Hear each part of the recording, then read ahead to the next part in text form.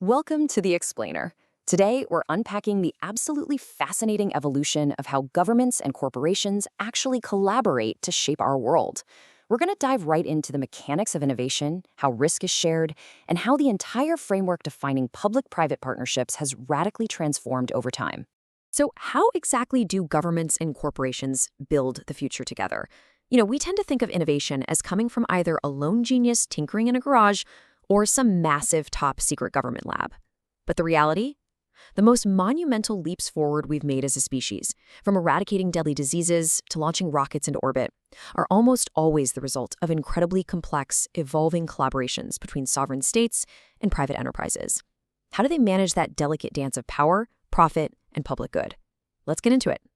Here's our roadmap for today's explainer. First, the evolution of partnerships. Second, solving global market failures. Third, Gavi and protecting public welfare. Fourth, NASA's strategic transition.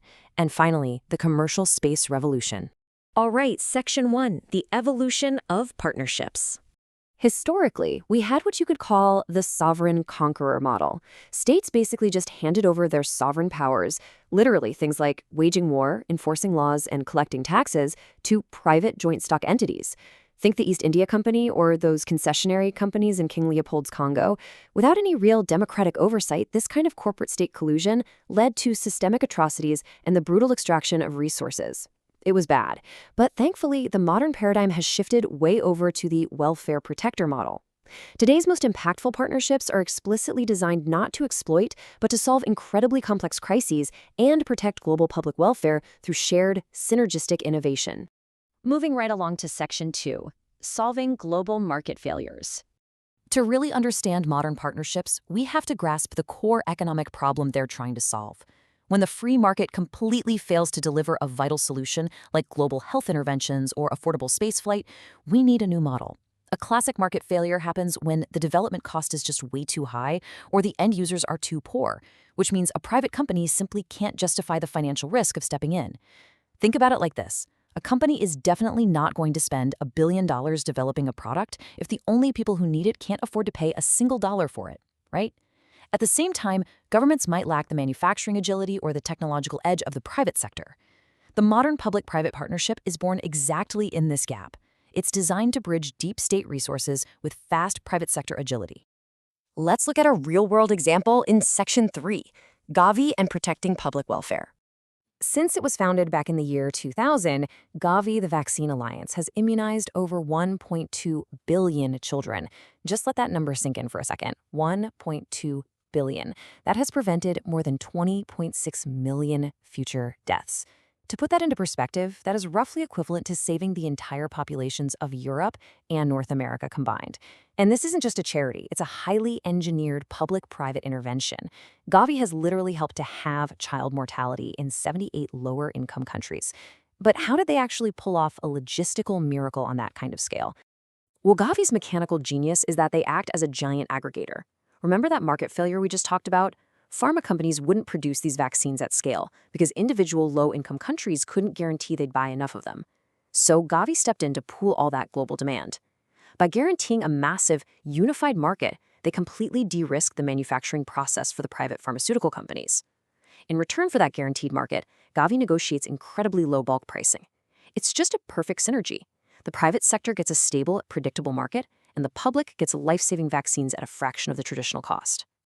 Okay, let's completely switch gears for Section 4, NASA's strategic transition.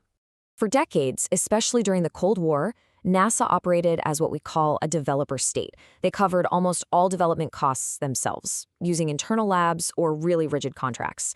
Now, that provided stability, sure, but it exposed the agency to huge financial risks and created bloated monopolies. Today, they've completely transitioned into the customer state. Under this new model, NASA acts as a highly sophisticated customer.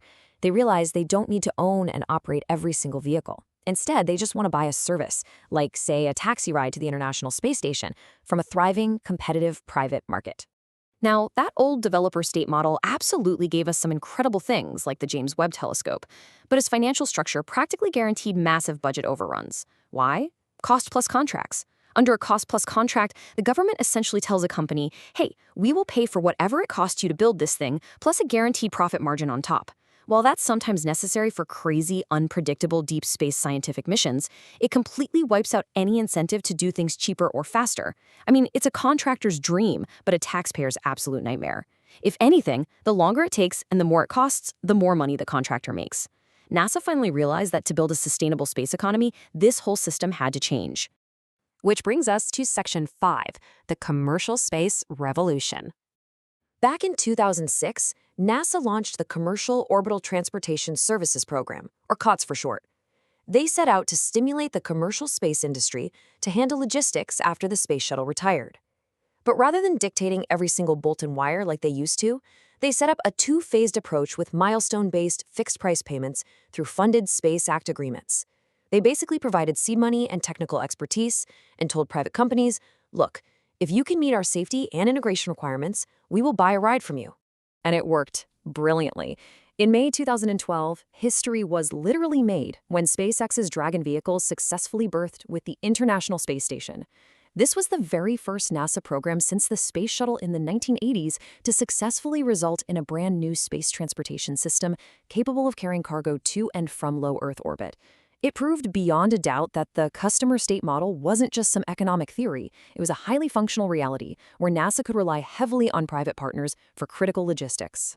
NASA actually co-funded the development of the Falcon 9 and Dragon with SpaceX, along with the Antares rocket with Orbital Sciences. They were acting as both an investor and an advisor, which led to a massive win for U.S. economic competitiveness. Instead of shouldering all the financial burden alone, NASA shared the risk. Through these competitively awarded partnerships, they catalyzed the creation of two entirely new private sector space launch vehicles. NASA didn't just buy a rocket here, they helped birth an entire commercial ecosystem that is now dramatically expanding our global launch capabilities. Ultimately, this shift away from cost-plus monopolies allowed NASA to recapture the global launch market and save taxpayers absolute billions. Because these were fixed-price, milestone-based agreements, the private partners actually financed over half the development costs themselves. Think about that for a second. The government got brand new orbital capabilities for less than half the price they historically would have paid. To really put that into perspective, the development cost of the commercial Crew Dragon was roughly 1/3 of the traditional Orion program. On top of all that, it completely eliminated American dependence on Russia for ISS cargo transport and positioned the U.S. to win back a global launch market share that had been bleeding away to international competitors for a decade. It was a total game changer. But I want to leave you with a final, kind of provocative thought to chew on regarding the future balance of power between sovereign governments and the very private corporations they help build.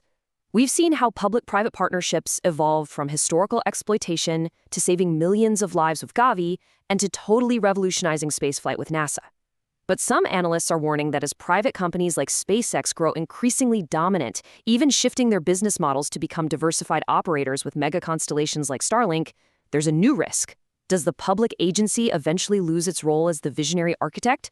Do they just get reduced to a back office that validates contracts for private titans? It is a really complex friction between state authority and private efficiency. What you should take away from this is that the structure of the partnership matters just as much as the technology it actually produces. The future is absolutely going to be built together, but the balance of that power? Well, that is still being negotiated. Thank you so much for joining me on The Explainer.